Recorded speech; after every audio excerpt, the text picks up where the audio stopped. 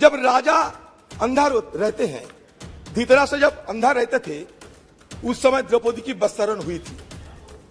आज भी राजा अंधे बैठे हैं, इसलिए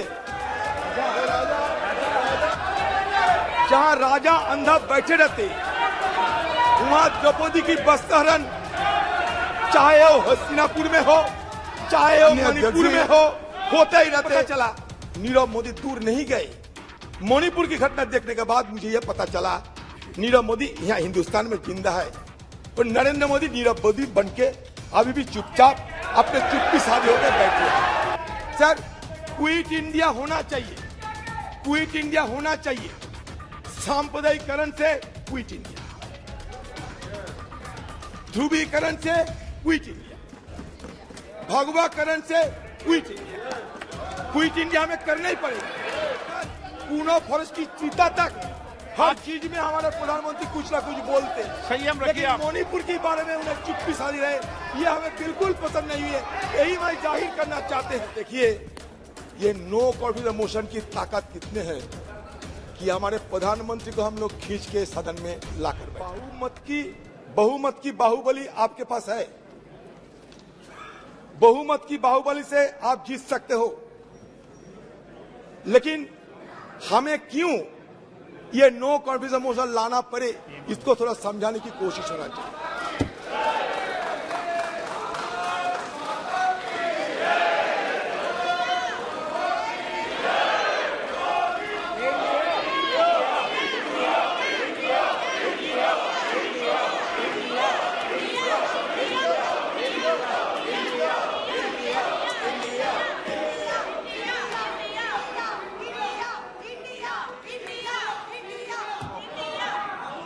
सर देखिए, ये नो कॉन्फिडेंस मोशन की ताकत कितने हैं कि हमारे प्रधानमंत्री को हम लोग खींच के सदन में लाकर बैठे।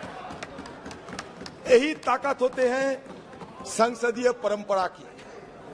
हम ये नो कॉन्फिडेंस मोशन आने के लिए कोई सोचा भी नहीं था, लेकिन हम बार बार ये गुहार लगाते आए थे कि कम से कम हमारे देश की प्रधानमंत्री सदन में आए और मणिपुर की मुद्दे पे हम बोलने का पहले कुछ बोले। ये सिर्फ हमारा मांग थी और कुछ नहीं। हमारा मांग कोई बीजेपी नेता से नहीं, हमारी मांग थी हिंदुस्तान की प्रधानमंत्री से, जो लाजमी है क्योंकि हम भी ये सदन की मेंबर है। लेकिन पता नहीं प्रधानमंत्री जी क्यों इतना आड़े हुए थे कि सदन में ना आने की शपथ ले चुकी थी। तो इसी के चलते मजबूरन हमें भी ये संसदीय जो औजार इस्तेमाल करने की गुंजाइश है, ये संसदीय औजार को इस्तेमाल करते हुए हमें अविश्वास प्रस्ताव लाने पड़ी। ये अविश्वास प्रस्ताव लाने की पीछे सबसे बड़ा वजह है। सर, कल जब सदन में हम लोग चर्चा में भाग ले रहे थे, तो सदन में एक गूंज उठी कि हमारे देश से भ्रष्टाचार क्विट इंडिया, परिवारवाद क्विट इंडिया वगैरह वगैरह, क्योंकि ये 9 अगस्त हमारे अगस्त क्रांति दिवस माना जाता है। मैं इसके बारे में कुछ बोलना चाहते हैं। सर, भारत छोड़ो आंदोलन, जिसे अगस्त क्रांति के नाम से भी जाना जाता है, एक राष्ट्रव्यापी सविनय अवज्ञा आंदोलन था, जिसका आह्वान 7 अगस्त 1942 को अखिल भारतीय कांग्रेस समिति के बॉम्बे सत्र द्वारा किया गया था। इसकी शुरुआत 8 अगस्त को मुंबई के ग्वालियर टैंक मैदान में दिए गए अपने भारत छोड़ो अभियान के भाषण में गांधी जी के करो या मरो के आह्वान के अनुसार 9 अगस्त को होनी थी।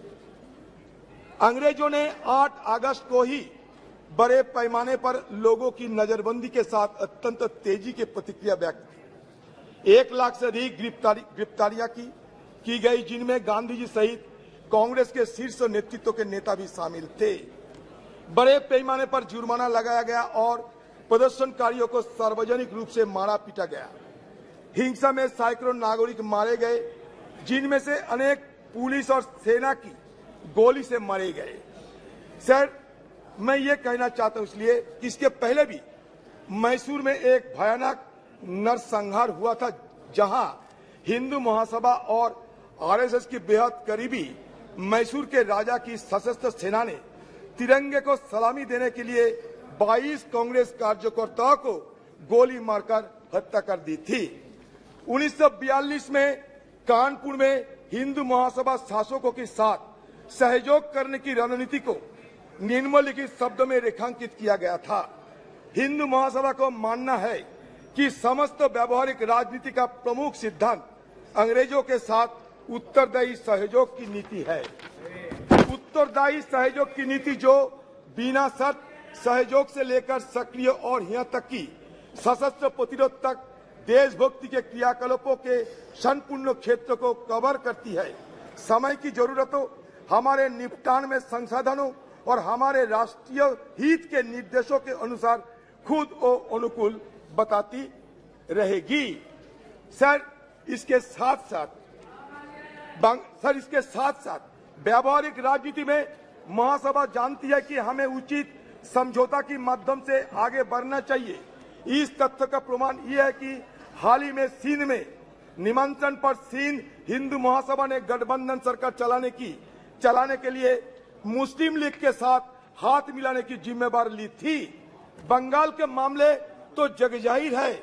आक्रामक मुस्लिम लीग वाले, जिन्हें कांग्रेस भी अपनी पूरी विनम्रता के बावजूद शांत नहीं कर सकी, जैसे इसी फजलुल हक के प्रधानमंत्रित्व और उनके सक्षम नेतृत्व में हिंदू महासभा और गठबंधन सरकार के संपर्क में आए, काफी हद तक समझौतावादी और मिलनसार हो गए। हमारे सम्मानित महासभा नेता स्वर्गीय डॉक्टर श्यामा प्रसाद मुखर्जी ने दोनों समुदायों के लाभ के लिए लगभग 1 वर्ष तक सफलतापूर्वक कार्य लिया।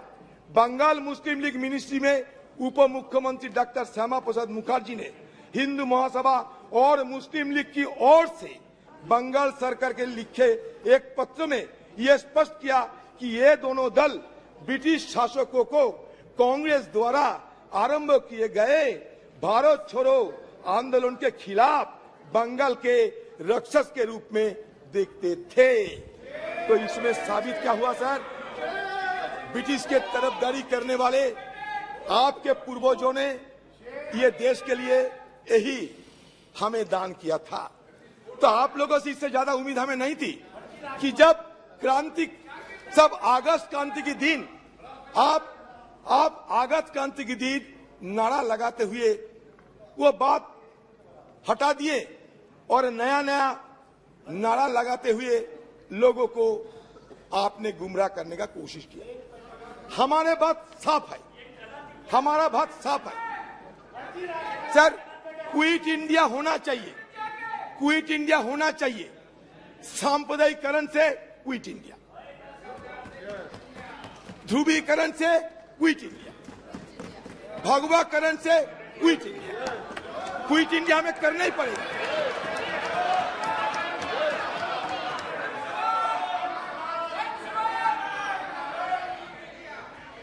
आजादी के शाम न हम होने देंगे। शहीदों की कुर्बानी को बदनाम न होने देंगे। बची रहे एक बूंद लहू की रंगों में भारत माता की आंचल को बर्बाद नहीं होने देंगे। यही हमारा मकसद है। मैं सिर्फ ये कहना चाहते हैं,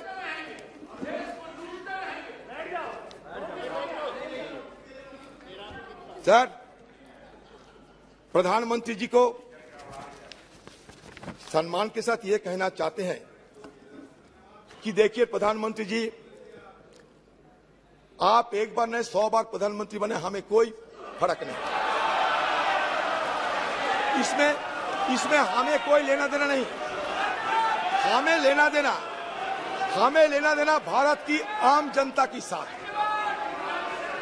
जब मणिपुर गए तो मणिपुर की दशा देखा हमने, और दशा देखने के बाद हमें जरूर यह महसूस हुई कि कम से कम देश की सबसे बड़ा मुखिया होने के नाते प्रधानमंत्री जी को एक बार मणिपुर के आम वासियों के लिए कुछ संदेश देना चाहिए, कुछ संदेश देना चाहिए थे। शांति की कोई पैगाम लेकर प्रधानमंत्री जी को खुद कोई कार्रवाई करना चाहिए थे। कम से कम आपकी तरफ से एक बार मणिपुर के लोगों को अपना मन की बात रखना चाहिए थे। सर, ये मांग कोई गलत मांग नहीं है, मणिपुर के आम लोगों की मांग था। सर, शेक्सपियर की एक मैकबेथ एक लेख है। मैकबेथ को सर ये टायरेंट कहा जाता था, एक टायरेंट किंग मैकबेथ, अत्याचारी राजा। तो मैकबेथ के अत्याचार देखते हुए शेक्सपियर ने बड़े दुख जताई थी और कह रहे थे कि स्कॉटलैंड में जिस तरीके की हमला हो रहे हैं, जिस तरीके की दुर्दशा देखे जाते हैं, तो उसमें बड़ी दुख के साथ एक कोई शब्द लिखे थे, it weeps, it bleeds, and each day a gas is added to the wounds. Each new morning, new widows howl, new orphans cry, new sorrows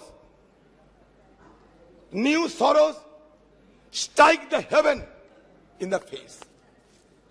हमें भी लगा कि मणिपुर के हालात ऐसा ही है, जहां लोगों की मन में कोई चैन शांति कुछ नहीं थी।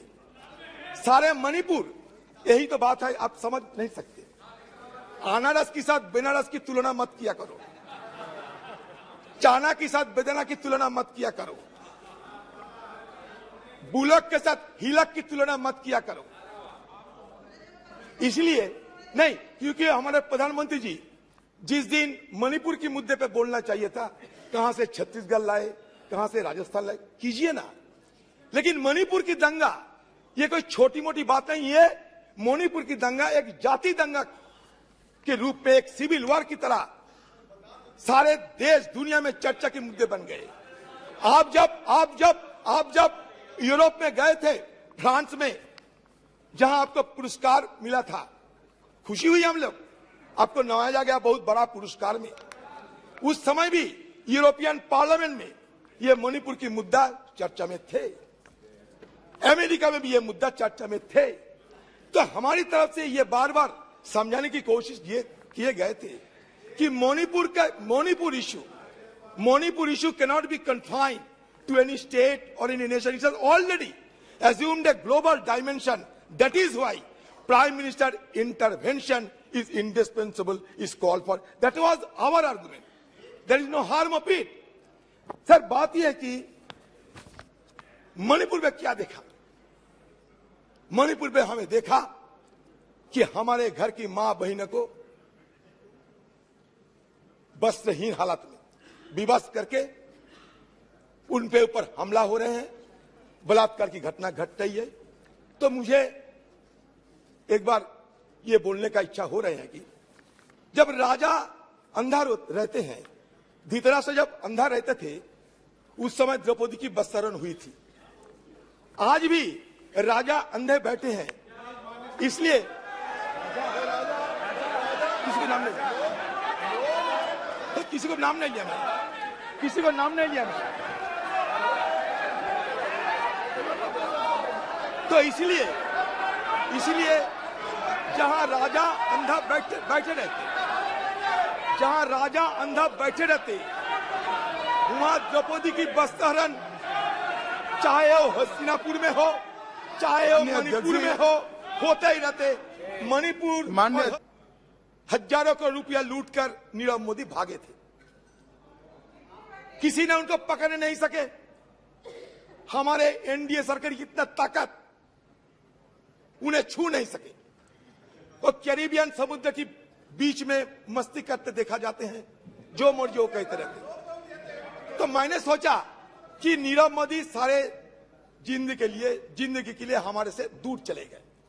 लेकिन अब पता चला नीरव मोदी दूर नहीं गए, मणिपुर की घटना देखने के बाद मुझे यह पता चला नीरव मोदी यहाँ हिंदुस्तान में जिंदा है और नरेंद्र मोदी नीरव मोदी बन के अभी भी चुपचाप अपने चुप्पी साधे होकर बैठे हैं।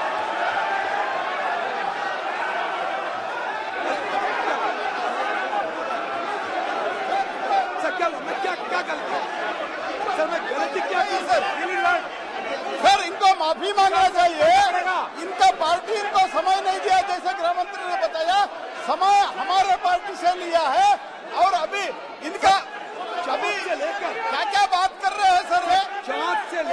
कांग्रेस पार्टी ने दिए हुए हैं। सदन है, आप मुद्दों पे बोलिए। मैं तो ये मेटाफोरिकली बोला, इस सदन के अंदर मेटाफोरिकली नेता है। लोन कौन दिया?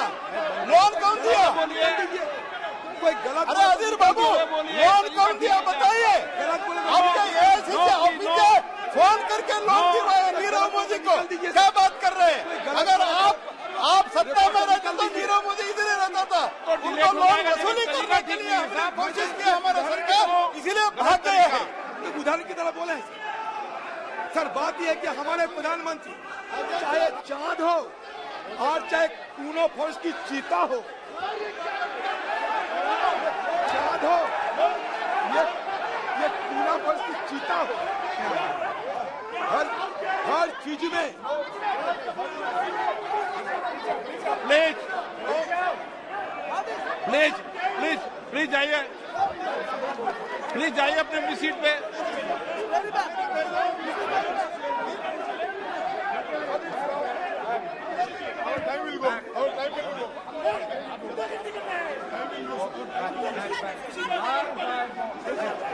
प्लीज